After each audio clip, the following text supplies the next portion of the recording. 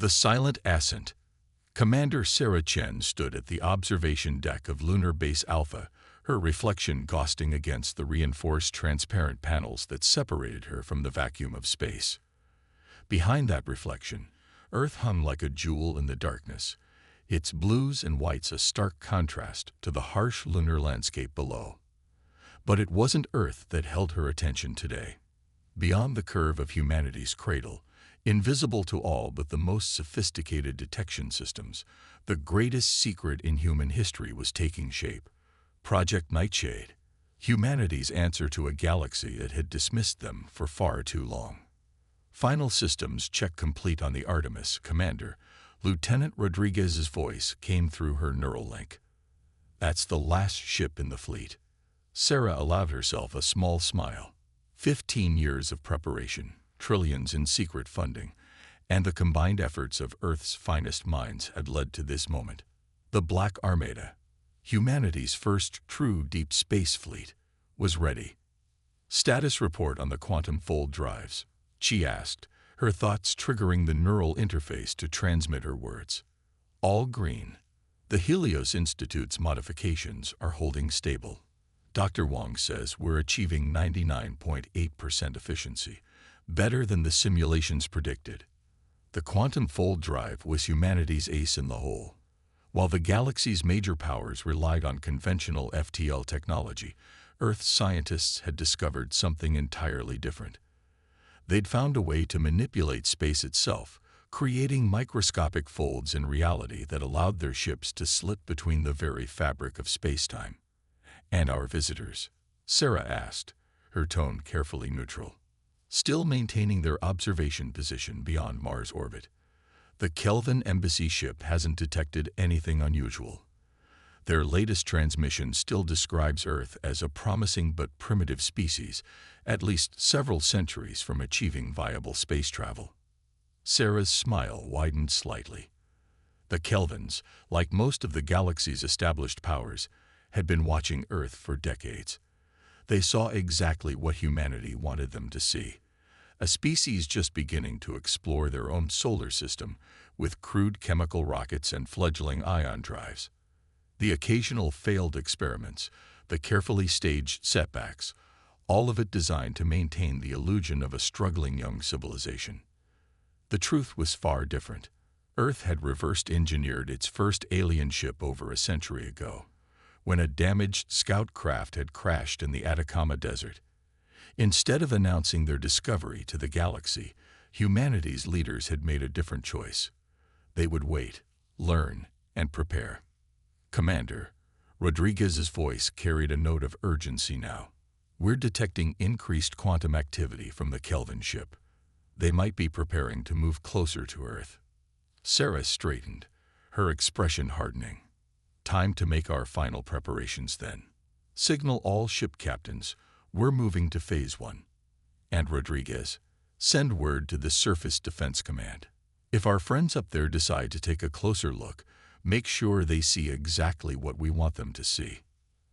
As she turned from the observation window, Sarah's neural link displayed the status of the Black Armada.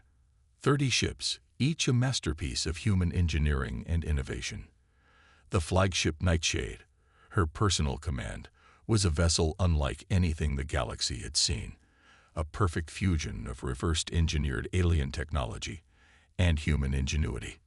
The fleet had been built in fragments, assembled in the shadow of Jupiter's radiation belts, where curious eyes wouldn't think to look. Each ship was equipped with quantum fold drives, advanced AI systems that could react faster than organic crews, and weapons that could tear through conventional shields like paper. But it wasn't the technology that made humanity dangerous. It was their mindset. While the galaxy's powers had grown comfortable with their established hierarchies and conventional warfare, humans had spent centuries studying every battle, every conflict in their history. They had learned to be unpredictable, to think in ways that other species wouldn't expect. As Sarah made her way to the transit pod that would take her to her flagship, she received another update. The Kelvin ship was indeed changing course, moving to make a closer pass by Earth. They were probably planning another routine scan of human civilization, gathering data for their regular reports on primitive species development. "Let them come," Sarah whispered to herself as the transit pod accelerated through the hidden tunnels of Lunar Base Alpha. "Let them see what they expect to see. Soon enough, they'll understand just how blind they've been." The Black Armada waited in the darkness of space, its ships scattered across the solar system in carefully planned hiding spots.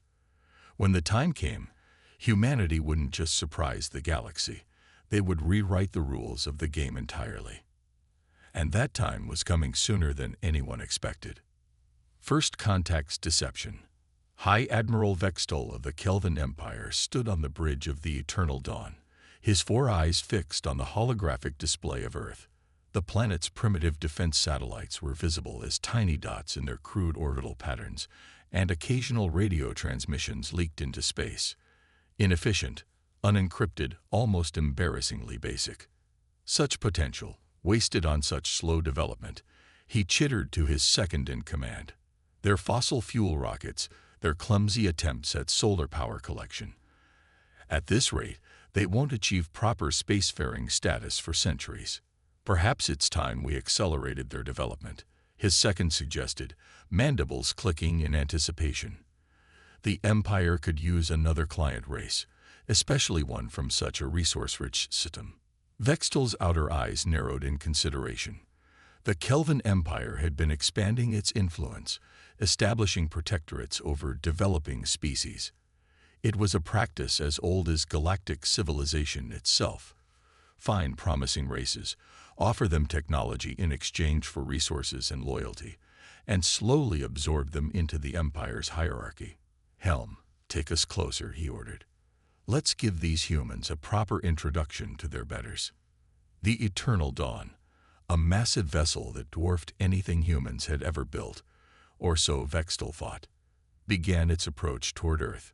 As they passed Mars, their sensors detected nothing unusual, just the expected readings from the humans' primitive Mars colonies and research stations. In Lunar Base Alpha, Commander Chen watched the Kelvin ship's approach with practiced calm. Status of the quantum masking field. "Holding steady, Commander. They're seeing exactly what we want them to see." Sarah nodded, her neural link providing real-time updates from every ship in the Black Armada. The nightshade hung silent in the void, hidden in a pocket of folded spacetime, just a few thousand kilometers from the Kelvin vessel. Around it, the rest of the fleet waited in similar quantum pockets, invisible to conventional sensors. "They're broadcasting, Commander," Lieutenant Rodriguez reported.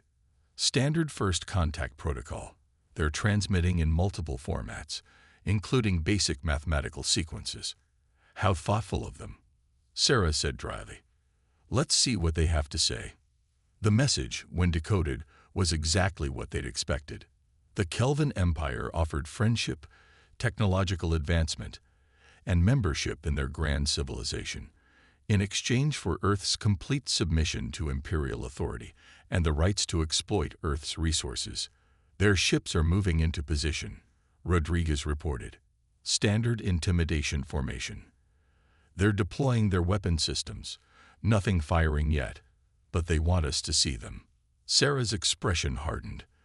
This was the moment they'd prepared for, the reason they'd maintained their deception for so long. The Kelvins, like most galactic powers, believed in overwhelming shows of force to ensure compliance from primitive species. "Signal the fleet," she ordered. "Quantum fold drives to full power. Let's show them what humanity's been hiding." Across the solar system, space itself began to ripple. The quantum pockets that had hidden the Black Armada collapsed in sequence, revealing ships that seemed to materialize from nowhere. The Nightshade, a vessel of midnight black metal and crystalline energy conduits, appeared less than a kilometer from the Eternal Dawn's port side. On the Kelvin ship's bridge, alarm screamed. Vextol's 4 eyes widened in shock as his sensor officers reported multiple massive ships appearing from nowhere, their energy signatures unlike anything in Imperial records. "Impossible," he whispered. "Their technology level, they shouldn't be capable of." "This is Commander Sarah Chen of the Earth Defense Force." Sarah's voice cut across all frequencies, transmitted in perfect Kelvin. "We've been watching your empire's expansion for some time, Admiral Vextal. We've seen how you treat your protectorates. We've studied your tactics, your technology, your assumptions about younger races." The Nightshade's weapon systems came online, not the plasma cannons or particle beams the Kelvins would expect, but quantum destabilizers that could tear apart the very atomic structure of their targets. "Humanity has chosen a different path," Sarah continued. "We will not be your client race. We will not submit to your authority. And we will not allow you to threaten our world." Vextal's mandibles clattered in agitation as his tactical display updated. The human ships had them surrounded, their weapons already locked on. More disturbing was what his sensors were telling him about their technology. It was advanced, yes, but in ways that didn't follow any known development path. The humans hadn't just caught up to galactic standards. They'd gone in an entirely different direction. "You've hidden all this," he managed to say. "For how long?" "Long enough to understand exactly what kind of galaxy we're dealing with," Sarah replied. "Long enough to prepare accordingly. Now, Admiral, I suggest you consider your next moves very carefully. The game has changed, and humanity is ready to play by our own rules." The Eternal Dawn hung motionless in space, surrounded by ships that shouldn't exist, built by a species that had just rewritten everything the galaxy thought it knew about technological progression. And in her command chair aboard the Nightshade, Sarah Chen allowed herself a small smile. The deception was over. Now came the hard part, showing the galaxy that humanity wouldn't just survive among the stars. They would thrive there. And they would do it on their own terms. Ripples across the stars. The Grand Council chamber of the Galactic Concordat hadn't seen such chaos in centuries. Representatives from 200 species filled the massive amphitheater, their voices raised in a cacophony of different languages as they argued about the footage playing on the central holographic display. Footage of Earth's Black Armada revealing itself to the Kelvin Empire. Ambassador Lyra Xan of the Arcturus Collective watched the recording for the 100th time, her luminescent skin pulsing with shades of deep blue concern. The human ships seemed to appear from nowhere, their black hulls absorbing light in ways that defied conventional physics. More disturbing was their technology. Quantum fold drives, space-time manipulation, weapons that could unravel matter at its most fundamental level. "The humans have made fools of us all," growled Karthak, the Kelvin Empire's representative. His mandibles clicked rapidly in agitation. While we watched them play with chemical rockets, they were building weapons that could tear our fleets apart. "The question," Lyra interrupted, her voice carrying across the chamber with crystalline clarity, "is not how they deceived us, but why they chose to reveal themselves now." The chamber grew quieter as the assembled representatives considered her words. The humans hadn't just revealed their technology.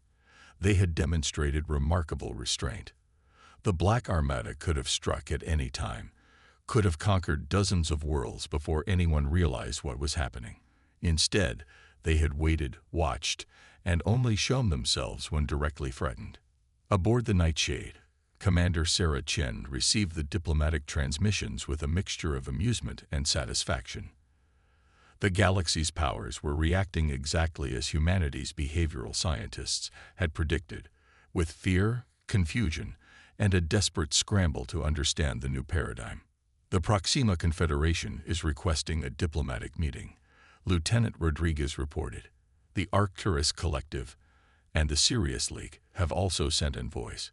Even the Kelvin Empire is asking for formal negotiations." "And the Omega Directive?"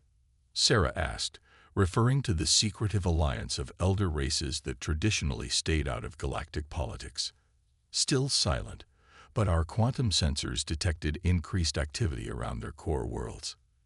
They're watching us closely." Sarah nodded, studying the tactical display that showed the positions of various alien fleets. Some were retreating, creating distance between themselves and Earth. Others were moving closer, either out of curiosity or an attempt at intimidation. All of them were badly shaken by the realization that their understanding of technological progression had been fundamentally wrong.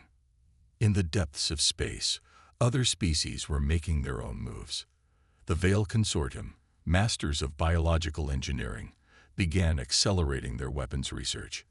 The Silicon Mines, an alliance of artificial intelligences, started rewriting their prediction algorithms to account for humanity's unprecedented development path. But it was the reaction of the younger races that truly surprised everyone.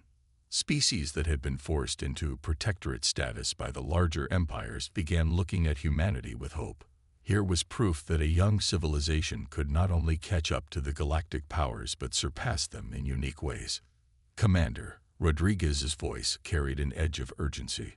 "We're detecting quantum disturbances in the Ta-CD system. Someone's trying to replicate our fold drive technology." Sarah allowed herself a small smile. "Let them try. They don't understand the principles behind it. Our scientists spent decades studying quantum mechanics from a completely different perspective than galactic standard theory. You can't just reverse engineer something if you don't even understand the fundamental concepts." The quantum fold drive was just one example of how humanity had approached space technology differently, while other species had followed predictable paths, developing fusion power, then antimatter drives, then conventional FTL.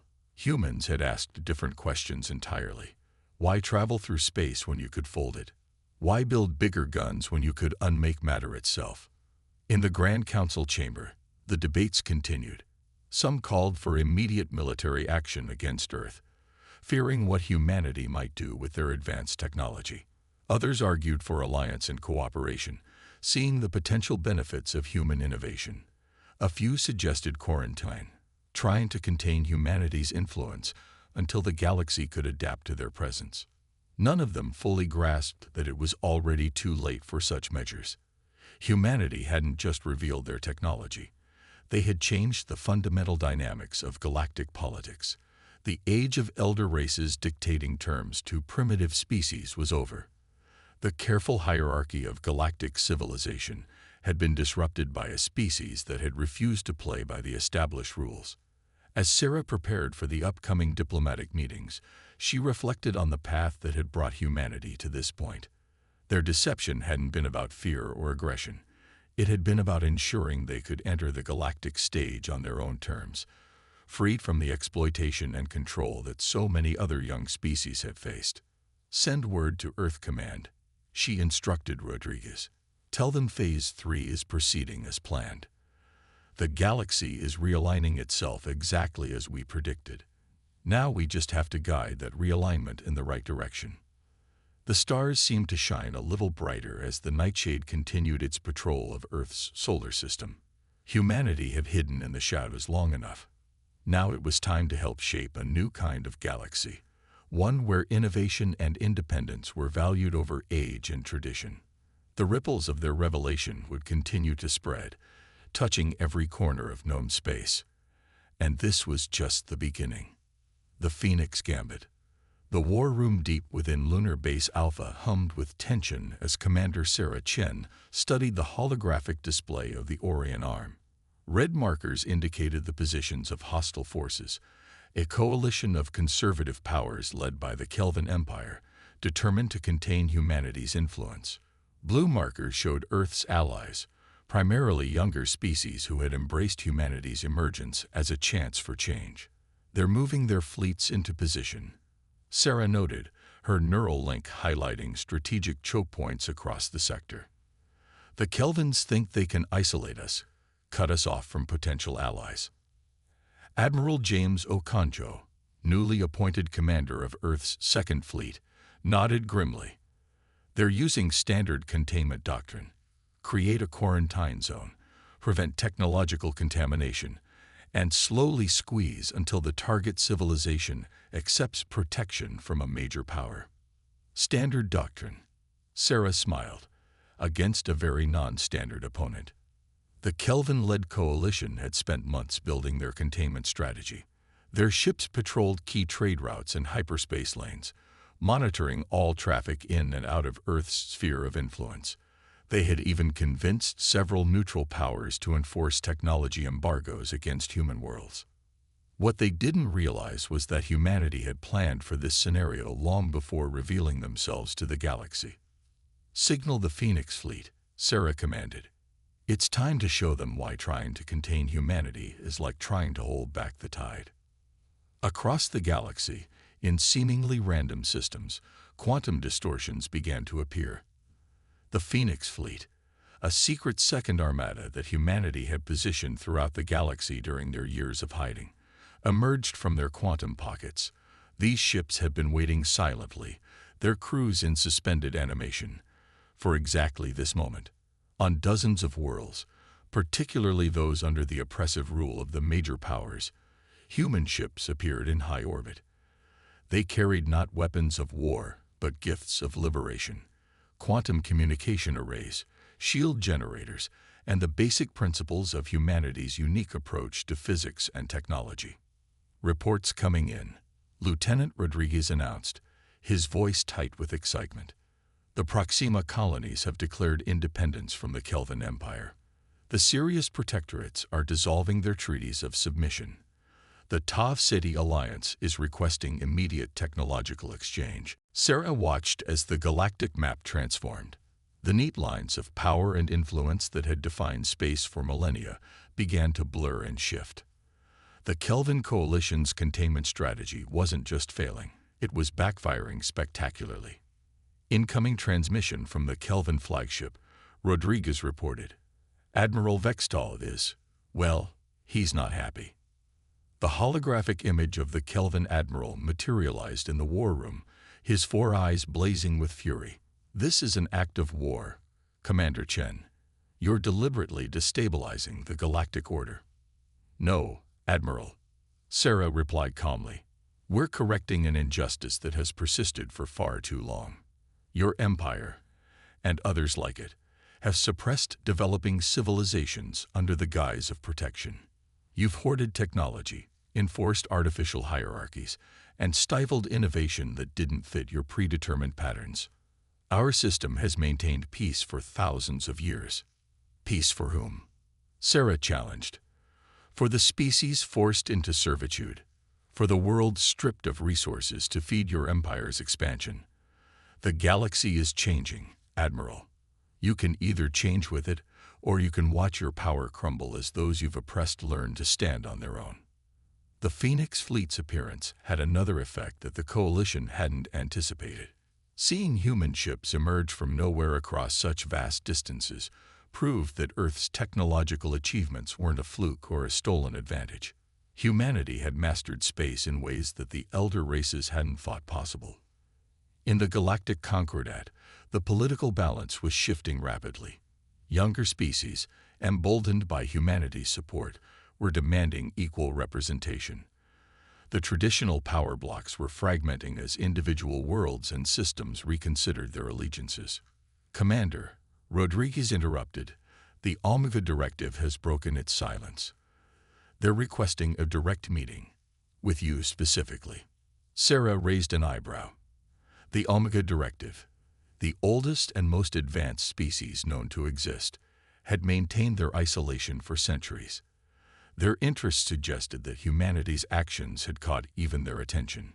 "Set course for the meeting coordinates," she ordered. "But first, make sure every liberated world has what they need to defend their independence. We didn't start this revolution to abandon its children." As the Nightshade prepared for its journey, Sarah received updates from across human space. Earth's factories were working at full capacity, producing quantum technology for their new allies. Research teams were collaborating with other species, teaching them to see beyond the limitations of conventional physics. A new kind of galactic civilization was taking shape, one built on cooperation and shared innovation, rather than dominance and control. "The Kelvin Coalition is pulling their ships back," Admiral Okonjo reported. "They've realized their containment strategy is useless now that we have assets throughout their territory. They're requesting a ceasefire." "Accept it," Sarah nodded. "But make our terms clear. We'll agree to peace, but not to the old status quo. The age of empires forcing their will on developing worlds is over." The Phoenix Gambit had succeeded beyond even humanity's most optimistic projections. In a single strategic move, they had transformed from a potential threat to be contained into a force for revolutionary change. The galaxy would never be the same. And that was exactly what humanity had intended all along. New Dawn. The observatory ring of the Omega Directive hung in space, like a silver thread circling a dying star. It was here, in this ancient place constructed by the galaxy's eldest civilization, that humanity would help forge a new future for all spacefaring species. Commander Sarah Chen stood before the Omega Council, her neural interface temporarily disconnected at their request. The beings before her defied easy description. Forms of pure energy contained within crystalline matrices, the final evolution of organic life into something greater. You have disrupted the careful order of our galaxy. The first speaker's thoughts resonated directly in her mind. Yet we sensed this disruption was long overdue. Humanity didn't hide our capabilities out of fear or aggression. Sarah responded. We hid them because we saw the flaws in the existing system. Species shouldn't be ranked by their age or their adherence to predetermined technological paths. And now, another council member pulsed with curiosity. What future do humans envision? The answer came not just from Sarah, but from the changes already sweeping across known space. In the months since the Phoenix Gambit, a new kind of galactic society had begun to emerge. The rigid hierarchies of the past were dissolving, replaced by networks of cooperation and mutual advancement. The Kelvin Empire, once the greatest power in the Orion Arm, had undergone a radical transformation. Under pressure from their own colonies and faced with the obsolescence of their traditional advantages, they had chosen adaptation over extinction. Their ships now patrolled space alongside former protectorate races, equals in a new defensive alliance. We envision a galaxy where innovation isn't constrained by tradition, Sarah explained. Where younger races don't have to spend centuries catching up to arbitrary technological standards. Where different paths of development are celebrated, not suppressed. The Omega Council stirred, their crystalline forms shimming with various emotions. They had watched countless civilizations rise and fall, had seen the pattern repeat itself over millennia. But humanity had broken that pattern, had shown that there were other ways to advance. On Earth, the changes were equally profound. The secret of the Black Armada was finally revealed to the general population, along with the true history of humanity's technological development. People learned how their scientists had approached physics from new angles, how they had questioned fundamental assumptions about space, time, and energy. Your quantum fold drive, the first speaker observed. It is not just a method of travel, is it? It represents a fundamentally different understanding of reality. Sarah nodded. We looked at space differently than other species. Instead of accepting that we needed to travel through it, we asked why we couldn't simply adjust its properties. Every breakthrough we made came from asking questions that others thought were impossible or irrelevant. The success of the Phoenix Gambit had proven that humanity's approach could work for others. Across the galaxy, freed from the constraints of traditional development paths, species were making unprecedented advances. The Silicon minds had already adapted quantum principles to create new forms of artificial consciousness. The Veil Consortium was revolutionizing biological engineering by applying quantum mechanics to genetic manipulation. There will be chaos, one of the council members warned. Not all changes are peaceful. There's already been chaos, Sarah countered. It was just hidden beneath the surface, in the suffering of suppressed species and the stagnation of enforced hierarchies. At least now it's chaos with purpose, the birth pangs of a better galaxy. The Nightshade, waiting outside the observatory ring, received constant updates from across human space. Earth's shipyards were working at full capacity, but not to build weapons of war. They were constructing research vessels, exploration ships, and platforms for technological exchange. The Black Armada, once humanity's secret sword, was being transformed into a force for discovery and protection. We have reached a decision, the first speaker announced. The Omega Directive will end its isolation. Your species has shown us that even we, the eldest of all, can learn new perspectives. We will join your effort to reshape the galaxy, not as leaders, but as equals. It was more than humanity could have hoped for, the validation and support of the galaxy's most advanced civilization. But Sarah knew the real work was just beginning. Changing the political structure of the galaxy was one thing. Changing minds and cultures would take time and patience. As she returned to the Nightshade, Sarah received a message from Earth Command. The first class of alien students had arrived at the newly established Quantum Physics Institute in Geneva. Species that had once been bitter enemies were now working together, learning to see the universe through new eyes. Set course for Earth, she ordered, looking out at the stars that seemed somehow brighter than before. We've got a lot of work ahead of us. The Nightshade's quantum drive engaged, folding space around the ship. In that moment, as they slipped through the fabric of reality, Sarah thought about how far humanity had come. They had hidden in the shadows, built in secret, and emerged not as conquerors, but as catalysts for change. The galaxy was entering a new dawn, one where the measure of a civilization wasn't its age or its power, but its willingness to learn, to change, and to grow. Humanity had shown the way, but the path forward would be walked by all species together. And that, Sarah realized, was the greatest victory of all.